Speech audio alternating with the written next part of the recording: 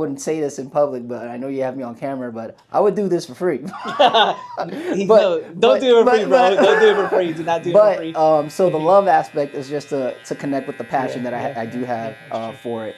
And so Crown Luv. I'm excited. Today we're doing a special visit, Crown Luv, getting my haircut and talking about God with my brother Shola. It's going to be amazing. You don't want to miss this. So today we're coming in here. This is an amazing place right here. I'll give you the address, but this is where my brother Shola is doing his barbershop. We're gonna pay him a visit. Listen, he saw me, he said, I think you need a haircut. And he was telling me about his new barbershop. And I was like, I gotta pay this a visit. It's amazing. Let's go in. My first time here, Crown Luv. Let's go, let's do this. Whoa. Bro, thanks for the invite. I think I needed a haircut, so. Loving the hair, help. Hey, listen, it's the hair. It's the hair. Let's do it. Let's do it. I needed a haircut anyway, and I was like, you know, bro, let's do this. Let's do it. What kind of cut are you trying to get today? What is it you're here for? Usually in the summer, honestly, I'm gonna tell you, I kind of go short, but I think I'm just gonna keep the same kind of haircut, just like a little bit shorter, because it's like, I know you just started the doing the barbershop. How did you get started in doing this? Man, to be honest, this is something I've been, God has blessed me with the ability or skill set since I was a young man. Yeah. But it was something I was just doing on the side just because I have 4 brothers. You know my 4 brothers, right? Yeah, of course. It's 4 of us, I should say. 3 brothers, but it's 4 of us. Yeah. And my dad would not want to sit in the barbershop for too long. So luckily, when we were growing up, we had a barber at our old church, and he would come over to the house and he would cut our hairs, and my dad wouldn't have to sit at a barbershop for 4 boys, on a weekend. Wow. So it was very convenient for him. But the blessing there was that while he was cutting one brother, I would grab his clippers and mess around and cut another brother, knowing that he was going to take care of the whatever mess that I made anyways. So that was a blessing there. And while he did that, he saw over time that, we just have an affinity of like grabbing his clippers and constantly doing that. That one time he left one of his clippers, an older one for us, and he just left it for us to use and to get used to it and to kind of just see where it takes us. Yeah. So in the process of him doing that, it allowed us to be able to really see who's really going for it, who really wants it. And I would always cut someone's hair. Wow. My brothers, knowing that the barber was going to be back to take care of us. And that was kind of where all that started. I would say by the time I was in high school, I was proficient with a brush cut, like able to cut myself, able to cut my brothers. Yeah. But now that you mentioned that, like 4 brothers and a dad, right? So that's 5 people. Yeah. So I mean, I never thought about that, right? Exactly. I have girls, so, and you have girls too. Yeah, so. I have girls now too, right? So I never thought about that, right? You got to sit down with the whole boys' families of getting haircuts, man. Yeah, even if it takes 20 minutes. It takes time. Oh, wow. Yeah, it takes time. But this would carry over to college. Okay, yeah. And when in college, I'm doing this as a side gig, just for side money, just to supplement the need for cost of living and books and stuff while I was there, and it worked out very well. I was. What does your dad say now that he gets a free haircut every time? I mean, it's not even free for my dad. Oh, wow. He said, "Hey, listen. Hey, man, you gotta earn your keeps around here." That's true. That's true. Hey, listen. No. But he's very. Well, actually, let me take it back. So, I'll be jumping the gun. But mom and dad obviously were happy that you know how to cut your hair. But this is not something that they would expect for you to go into as a profession. They're Nigerians and they have a different understand or a different perspective as to what success looks like for their kids and their children, and being a stylist and a barber is just not one of those things that Nigerian parents would have their kids aspire to. Since you mentioned, I was gonna ask about that, because I do know obviously your family is amazing, man. Right. I think so much of your parents, like they're amazing people. They're awesome people, man. They're really awesome, But I think, like you guys, your parents are from Nigeria. Yeah. And I think, what I know, I interact with other people, other cultures, but the Nigerian culture is very strong. Yes. They're like very, very powerful people. Very strong-willed people. So I think I only know your family, but I don't know. Is all your family like that? Is like your extended family? Tell us a little bit about that. Man. I don't know your extended family, but I'm sure you have a big family. Let me tell you, bro. It doesn't change. It's the same, bro. Yeah. Yeah. Everyone in Nigeria is the same. Yeah. Like education is a big factor in the culture. Yeah. And they expect the most and the best from you in all that you do. Yeah. So. Yeah, man, it's just part of the being raised. And the Nigerian culture is very strong. Like honestly, yes. I feel like all the Nigerian people I meet, they're very strong. Like they're passionate about a lot of things. Not just they're just passionate. They're just like passionate people. They're passionate people, which I love that. Absolutely, I love that. I see your parents. They dress up in the traditional garb. Yeah, and I love it, man. Yeah, man. I like that. I like seeing it. Yeah, that's actually one of the things I like about our church. It's very diverse. The diversity at church is beautiful. Yeah, that's so cool. And I would just say that's carried over to just how I even approach business. Just trying to have the ability to not just cut a certain kind of hair, but have a diversity of clientele and being able to take care of all of God's people. And that's just how I approach business. Just like you said. Yeah. So it's being an immigrant in the United States. You have an insight as to the immigrant, I would say life and process of assimilation and just, so diversity is just part of the process of you being used to it and wanting to see more people like you and all walks of life like succeed and do well and do good. So it's just an extension. My business is really an extension of my upbringing and how I see the world and how I would like the world to be for me and my family. So yes. No, yeah. You mentioned your parents, like I guess they think like maybe a success is a certain way. Right.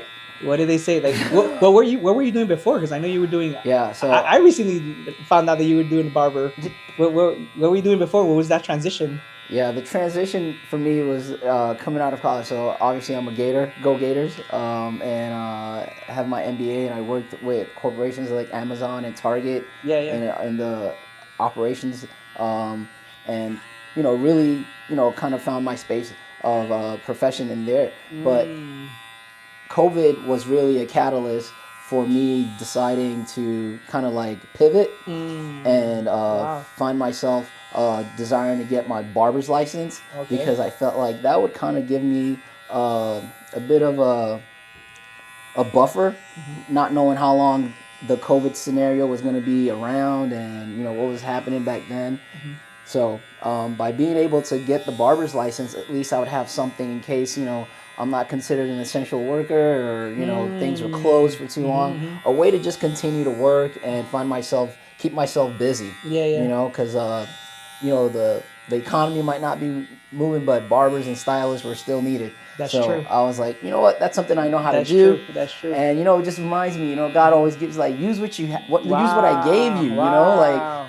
Every gift and every talent is useful. So why not use it? So just wanted to have a legal means to earn additional income in the event that scenario was going to be longer than it was.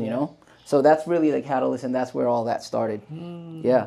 That is great insight. I don't know if you said you have an MBA. That's awesome. Yes, sir. I didn't even know that. But I'm learning so much, honestly, about you. But that is true. Like you do what people need regardless, and the economy is good or bad. You still need a haircut. Yeah. You still need to eat, right? Still need to eat. You still need rent. You still need a house. Like you still need to. So I think if you think about things like that, you'll always, no matter how the economy is, like you still need to do it. Right. Maybe they'll come to the barber a little bit less. A little bit less, right. Maybe, but still they have to come. Make family or God the second, on the back burner of your decision making. You want them to be at the forefront of your decision making. So that really was a catalyst for me to just, all right, you know what? Every salon I've been to, they would have me, join and start working with them, knowing that my availabilities was very tight. Yeah. But somehow, some way, they would end up wanting me to open up my availabilities to the weekends, and they would shorten my weekday timelines. Exactly. So that just kept happening. So God gave me the courage after praying, and He's like, felt the confidence to be able to move out on my own. Wow. And so here we are at Crown Luv. So, Crown Luv. I like it. I like even the name. How did the name come about? Well, I shared this recently with someone that I respect. So, you know, I wanted the business to have an air of importance to the industry, but also to show the approach that I would have to taking care of people's hair, and is to treat it with high regard and high importance. So, what other name synonymous to the hair that we have on our head than crowns, right? Because I believe the Bible even describes it as a crown. The crown of your head is, you know, it's glory, and so that was the first, you know, word association that I was like, all right, I could use. And then the second was like just pure passion. I have a passion for, you know, the industry, cutting hair, you know, and it's something I love to do. So I wouldn't say this in public, but I know you have me on camera, but I would do this for free. Don't do it for free, bro. Don't do it for free. Do not do it for free. So the love aspect is just to connect with the passion that I do have for it. And so Crown Luv. Yeah, that's where I that love comes it. from. I mean, obviously, I like making videos and sharing, but to me, it's also sharing the passion of like what makes, you know, what's the passion of a person. And Right. I love that you're sharing your passion of barbershop, because it's like you had to leave almost like something that was more certain for something unknown. Unknown, right. And you can't do that if you don't have a passion. Right. And that's, I admire that, honestly. I'm like, whoa, that's really cool. It's not easy to do. It's not. And I got to say, my parents were not on board when I told them and I had the guts to tell them what I was going to do. I wouldn't say they were upset, but they were just kind of scared for you, you know, any parent would be. Like, man, going into business in America is kind of tough. Yeah. You know, and then to have, you know, a family at that. Yeah. And but for them, it's like, man, you have your masters, and you're going to be a barber. You know, it's like, what? they have such a cool accent. You know, I'm not even doing them justice, but you know, it's just like not what a Nigerian parent is expecting to hear. You know, that, you know, you have this degree, you know, that you worked so hard for. That's true. And you worked in these companies, and you know, but yet you're chasing a passion. Like, what? But honestly, I mean, obviously, I respect their opinion, and as a parent, I totally understand. Honestly, you know, like, hey, like, are you really gonna do this? You know, kind of thing. But on the other side, I see it as, I think it's a combination. Like, you go get your MBA, so you know about business. You know, you've been in business, so it's now you could apply it for your business. For my business, you know what I'm saying? Which is the full circle moment for me. That you know, it's not a waste of my hard-earned degree correct. and all the years of learning that it took for me to earn it. You know, I don't see it as that, but it was tough to sell.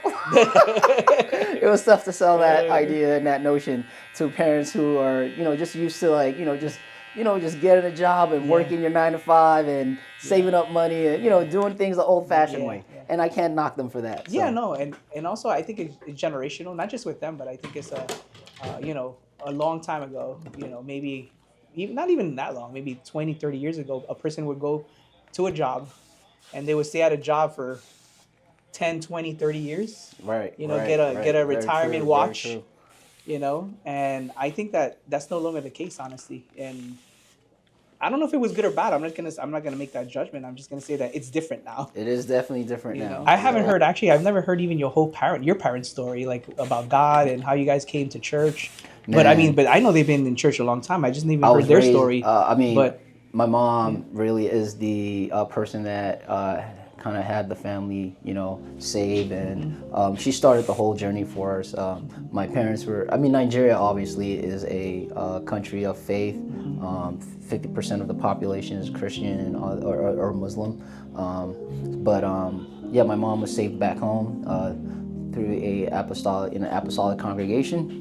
Her journey, it began with her journey, and then us being raised obviously by her. But I got the Holy Ghost when I was young. I would say 7 or 8 years old. My journey began. But even in that experience, you know, it was all because of my mom. You know, we were going to church because my mom went to church. You know, we were serving God because my parents were serving God. But my personal journey began, you know, senior year of college, you know, like when I really decided to, you know, take it upon myself to have a personal relationship with God. And a good friend of mine, Ian Schnorr, and Tanya Woods had a lot to do with that. Tanya invited me to a breakthrough service that one of these churches on campus that was in Gainesville was having.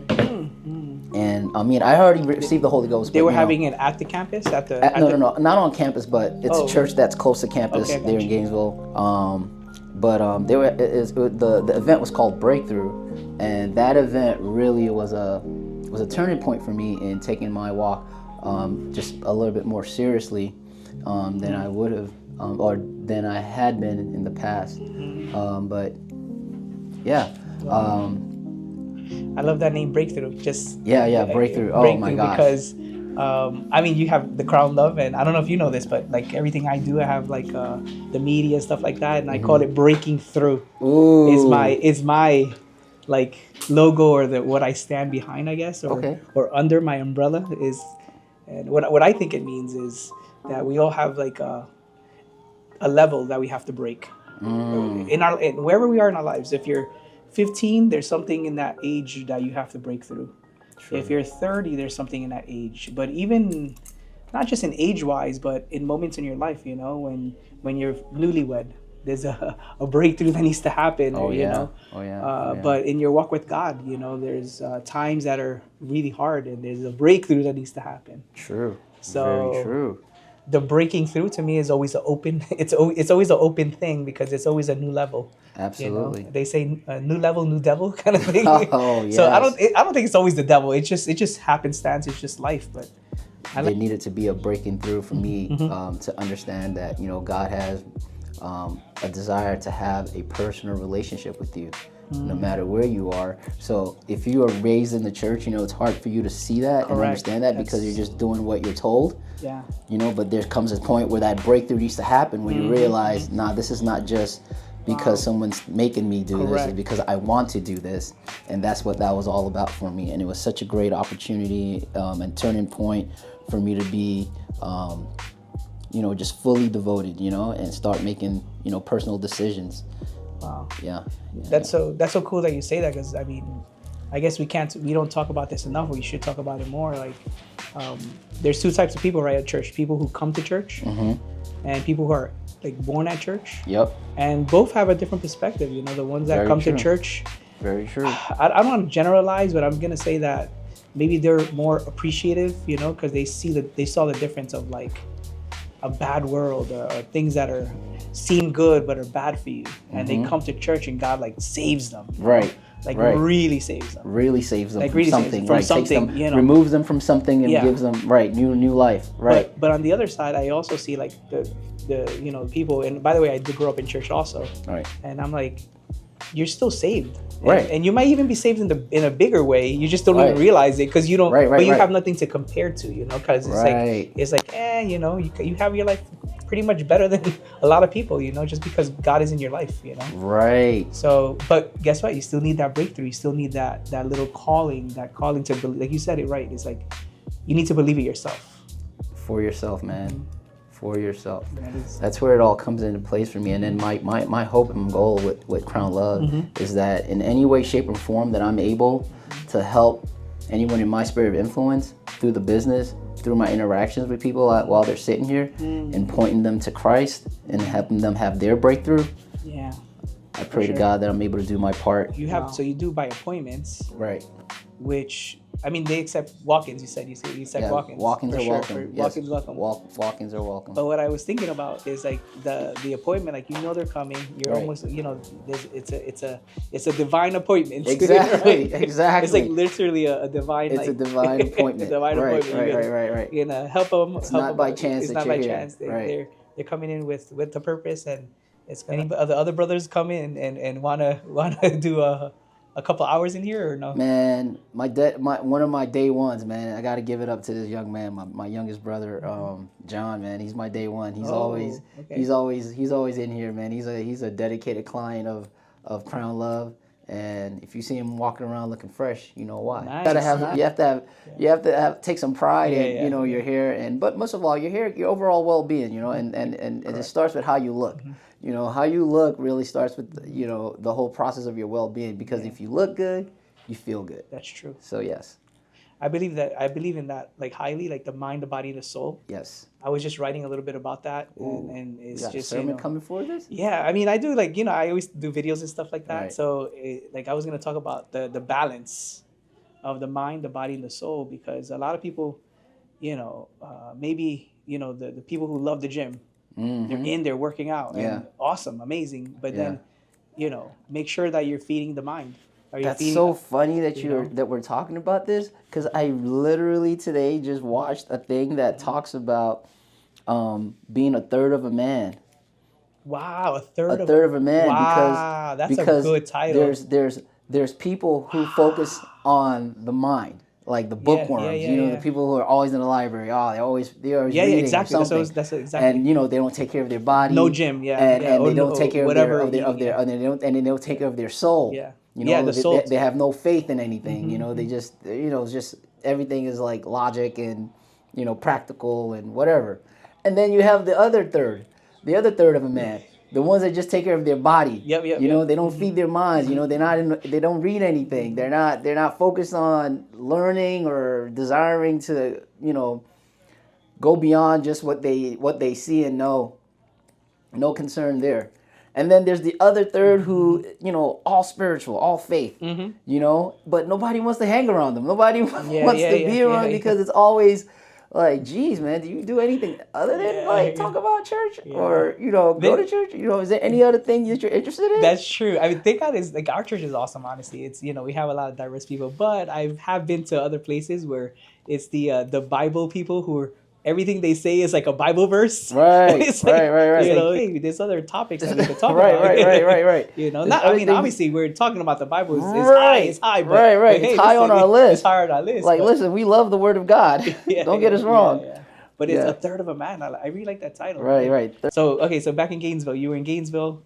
You went to the church, the Breakthrough Conference. Yep. And after that, you came back home? Man, it was such a blessing. Like, I was just really had a breakthrough. I had a breakthrough moment and really realized, what, God, I've been doing this not because I wanted to, but because I've been told to, and not really fully following, your precepts wholeheartedly. Just sometime-ish, very sometime-ish, very maybe-ish, and but coming out of that, it was a whole new person, it was a different focus, a different mindset, a different desire to really, whoever I come in contact with, I'm going to be true to my walk and my faith, and let them understand that this is who I am, this is, and that really started my personal, I would say my own personal walk with God, although I had received the Holy Ghost from when I was a kid. Yeah. So yeah, and I was able to lead my wife to the Lord. I met her in Gainesville at UF, was able to be a witness to her, and we happened to both be from down here in South Florida. So it was easy for us to just continue our relationship from that we started in Gainesville. Wow, look at that. That's a good story. I didn't know that story either. Right.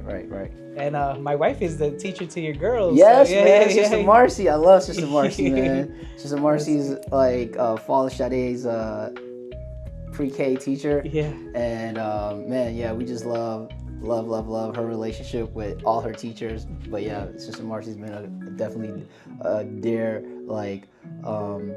influence to Fala's whole learning experience, and she's what, 5 now, and so yeah, it was just a beautiful thing to see her excited to go to school every day because she has excellent teachers like Sister Marcy, man. The goals and aspirations. The goals and aspirations of Crown Luv is also to be a standalone shop, and to be able to welcome any and everybody that needs our service. So that's the goal. So right now, our more short-term goal is to just build clientele, to be able to put out good work, so others can see and be willing to share it with their community and friends that we're here, we're ready to serve, and we do good work. Wow. And because it's appointments, it's honestly any time that you're available, right? Right, right. Well, we're available. Yeah, what's the availability? We're open on Wednesdays, to Saturdays, and we are 10 to 4, Wednesday to Thursday, Friday, and Saturday we're here till 6. I forgot you were going to say something about the little sayings there. It says, I still remember the days I prayed for. So when you ask, like what led to this, I remember like, I would tell God, like, you know what, if I could just, especially like I said, COVID being a catalyst, if I could just have my own business, I wouldn't have to worry whether, I need to be an essential worker or going or not. I'd be able to just, do it and, handle my own future without any kind of like reprimand or worry about losing my career, And then when I started actually in the business, and I was like, man, I gotta, fight, my availability to fight for my time, to, have, conflicting like, things of importance in my life, my kids' events, and all that stuff. I was like, I would pray. I'd be like, man, God, you gotta just get me through this process. Constantly, trying to not be at odds with like an employer, regarding my availability. I like to be a team player and all, but at the same time, I didn't want to compromise what my desires were to be, in the house of God when I needed to be, and then also just to be there for my kids, like I said, I would want to be, Yeah. And those are compromises people make every day, and I'm not saying it's bad or not, but for me, it was just, you had to make a change. And I was just hoping that at some day I'd just be able to, have to worry about that, and here I am. Right? Wow. So I'm not worried about that. I set my own time. I exactly by appointments, and I'm able to be there for my kids. I'm able to, be in the house of God when I need to be. Yeah. Because really for me, it's such a crucial thing to understand the importance of being able to be in the house of God. Yes, you can serve God and live for Him and not always be in church, but I see it as an added advantage to your walk with God when you're able to be in the house of God. And so for me, it's super important. So for someone else, it might not be so important. It's not a heaven or hell issue, but you have to know what works best for you in your walk with God. And it says everyone must work out their own salvation with fear and trembling. So for me, I feel like it's a huge importance. So I'm just grateful to have the ability, to have the freedom, the flexibility to know that if I need to be in the house of God, I can be in the house of God, and my kids can be in the house of God. Wow. And so this is such a blessing for me. So that's why I still remember the days I prayed for what I have now. It's so huge to me. And when I saw that, I was like, I gotta have that. And then with God, all things are possible. What else? That's self-explanatory. It's self-explanatory. Yeah, for sure. Anything you put your mind to, with God, all things are possible. And sometimes it might not happen the way that you even imagine it or envision it. But God already knows your end from your beginning, and it's still possible, but it just might look different the way God does it. Yeah. But God's way is always the best way anyway. The route might have been with different. God, all things are possible. Wow. So yeah, I love it. That's really cool. I heard somebody say this, and I say it now, but it's not mine. I stole it. But they're like, you are the prayers that you were praying 10 years ago. Ooh, right. I agree. Because if you think about it, we're all like at a better place. Like everybody's at a better place now than they were. If they're really truly serving God, God always puts you at a better place. And you prayed, and you just kind of, sometimes you just forget, You just, we all do. You forget, like, oh yeah, you kind of get used to a certain, ease. Is it true that you feel like the more you shave, the faster the hair kind of comes back? I think it's true. Like it kind of opens up the pores of the hair more or something? I've read that it's not true. Yeah, I've studied that it's not true as a cosmetologist. Like the science is not there to back it. Right, yeah. But I feel like it is. Like I've even told like little kids, man, when you shave this off, you might grow it back a little better. Yeah. I've read that it's not true, but I feel like it is. It's definitely not. Your hair, I don't know. The hair grows in phases, Yes. So, yeah. All right, pick this up. Come on back. The chair should recline for you. How's your neck? Yeah, perfect. Can I bring this down some more? Yeah. All right. think no about my hair. dandruff, you know, like nothing. You know, your hair looks pretty clean for the most part. Yeah, I guess. I can't wait to see the before and after shot. Oh my gosh, it's gonna be so beautiful. That's the best part.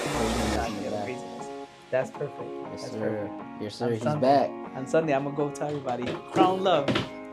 Hey, thank you, bro. Appreciate Thanks. you, man. I hope you Thanks. enjoyed it. No, I it's hope good. you like it. Like I said, it's not a haircut, it's experience. Exactly, it is. It's really the whole thing. It's really the whole thing. The haircut is done, bro. It came out good. Thanks. I Thanks for the love it. haircut. I love it. I love it. I It's love good. it. But listen, we want to promote your business. Thank Tell you us so where much. you are. Actually, this is a beautiful place. What's the address? How can they get here? Yeah, so Crown Luv is located right now at the Phoenix Salon Suites here in Pembroke Pines. Address is 2228 North Flamingo Road, Pembroke Pines, Florida, 33028.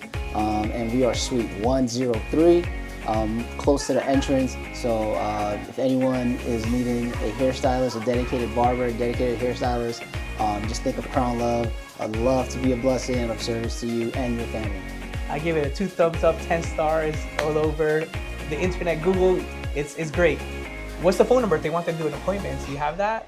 Yes, I do have our phone number. Our number is 954-613-9451. Again, that's 954-613-9451. We'll put that in the chat somewhere above, below, somewhere for all of you guys. And please love and like us on social media, on Instagram at Crown Luv _. Again, that's at Crown Luv _. Just like it sounds, LUV for the love. And then on TikTok, our handles are the same on all social media, and Facebook, where we don't have a page yet, but we plan on having that. But follow Shola. But thank you so much, brother Alex, man. Thanks, I gotta say thank you, man. It's awesome. It's Appreciate the work and the I love. love hearing the stories and hearing people's passion and testimony. It's one of the things I love, so it's a blessing for me too. Awesome. But thanks. Crown Luv, let's go.